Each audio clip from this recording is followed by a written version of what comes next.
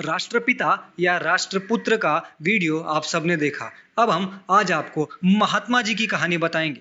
जी हाँ, महात्मा बनना इतना आसान न था, बहुत कड़े निर्णय लेने पड़े।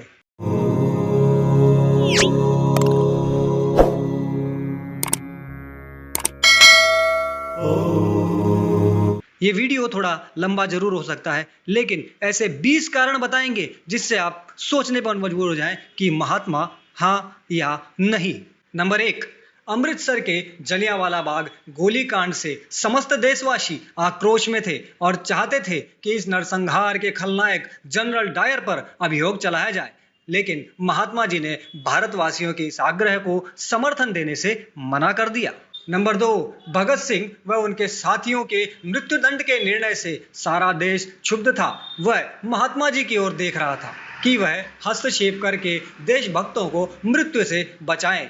किंतु महात्मा जी ने भगत सिंह की ही हिंसा को अनुचित ठहराते हुए जनसामान्य की इस मांग को भी अस्वीकार कर दिया। इसमें क्या आश्चर्य है कि आज भी भगत सिंह व उनके अन्य क्रांतिकारी साथियों को आतंकवादी कहा जाता है। नंबर 3, 6 मई 1946 को समाजवादी कार्यकर्ताओं को अपने संबोधन में महात्मा जी ने मुस्लिम लीग की हिंसा के समक्ष अपनी आहुति देने की प्रेरणा दी। नंबर 4, मोहम्मद अली जिन्ना आदि राष्ट्रवादी मुस्लिम नेताओं के विरोध को अनदेखा करते हुए 1921 में महात्मा जी ने खिलाफत आंदोलन को समर्थन देने की घोषणा की। तो भी केरल के मोपला में मुसलमानों द्वारा वहां के हिंदुओं की मारकाट की, जिसमें लगभग 10,000 के आसपास हिंदू मारे गए व न जाने कितनों को मुसलमान बना दिया गया, कितनों का बलात्कार हुआ। लेकिन महात्मा जी ने इस हिंसा का विरोध नहीं किया, वरन खुदा के बहादुर बंदों की बहादुरी के रूप में वर्णन किया। नंबर 5, 1926 में आर्य समाज द्वारा चलाए गए शुद्धि आंदोलन में लगे स्वामी श्रद्धानंद जी की हत्या अब्दुल रशीद नामक एक मुस्लिम युवक ने कर दी। इसकी प्रतीकात्मक रूप से महात्मा जी ने अब्दुल रशीद को अपना भाई कहकर उसके इस कृत्य को उचित ठहराया व शुद्धि आंदोलन को अनर्गल, राष्ट्र विरोधी तथा हिंदू मुस्लिम एकता के लिए अहितकारी घोषित कर दिया। नंबर 6, आप सर्च करके देखिए, महात्मा जी ने अनेक अवसरों पर छत्रपति शिवाजी महाराज, महाराणा प्रताप, गुरु गोविंद सिंह जैसे महान आत्माओं को पथभ्रष्ट देशभक्त तक कहा है। नंबर 7, अचंभित करने वाला है कि महात्मा जी ने जहां एक और कश्मीर के हिंदू राजा हरि सिंह को कश्मीर मुस्लिम बहुल होने से शासन छोड़ने व काशी जाकर प्रायश्चित करने का परामर्श दिया, वहीं दूसरी ओर हैदराबाद के निजाम के शासन का हिंदू बहुल हैदराबाद में समर्थन किया। आज यही दोगलापंथी कांग्रेस के और विपक्ष के अनेकों नेताओं में आपको आसानी से देखने मिल सकती है, जो इन्हें विरासत में मिली है। नंबर 8, वो महात्मा जी ही थे जिन्होंने मोहम्मद अली जिन्ना को कायदे आजम की उपाधि दी। नंबर 9, आश्चर्य की बात होगी लेकिन हम बता दें कि कांग्रेस के ध्वज निर्धारण के लिए बनी समिति 1931 ने सर्वसम्मति से चरखा अंकित कर भगवा वस्त्र पर निर्णय लिया, किंतु महात्मा जी की ही जीत थी कि जिसके कारण उसे तिरंगा कर दिया गया। नंबर 10, कांग्रेस के त्रिपुरा अधिवेशन में नेताजी सुभाष चंद्र बोस को बहुमत से कांग्रेस अध्यक्ष चुन लिया गया, किंतु महात्मा जी ने पट्टभी सीतारमैया का समर्थन कर रहे थे, अतः सुभाष बाबू ने निरंतर विरोध व असहयोग के कारण पदत्याग कर दिया। नंबर 11, लाहौर कांग्रेस में वल्लभ भाई पटेल का बहुमत से चुनाव संपन्न हुआ, किंतु महात्मा जी की जिद के कारण यह पद जवाहरलाल नेहरू को दिया गया और इसके क्या दुष्परिणाम हुए ये बताने की आवश्यकता हमें नहीं है।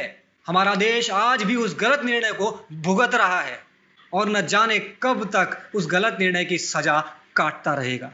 नंबर 12, 14-15 जून 1947 को दिल्ली में आयोजित अखिल भारतीय कांग्रेस समिति की बैठक में भारत विभाजन का प्रस्ताव अस्वीकृत होने वाला था, किंतु महात्मा जी ने वहां पहुंच प्रस्ताव का समर्थन करवाया। यह भी तब जबकि उन्होंने स्वयं ही कहा था कि देश का विभाजन उनकी लाश पर से हुआ होगा। उनकी लाश तो नहीं गिरी, लेकिन हजारों लाखों हिंदुओं की लाशें गिरी, लाखों लोगों ने अपनी जान गंवाई और न जाने कितने ही बलात्कार हुए। नंबर 13, मोहम्मद अली जिन्ना ने गांधी से विभाजन के समय हिंदू मुस्लिम जनसंख्या की संपूर्ण अदला बदली का आग्रह किया था, जिसे महात्मा जी ने अस्वीकार किया और आज हमारा देश उस पीड़ा को सहन कर रहा है और करता रहेगा।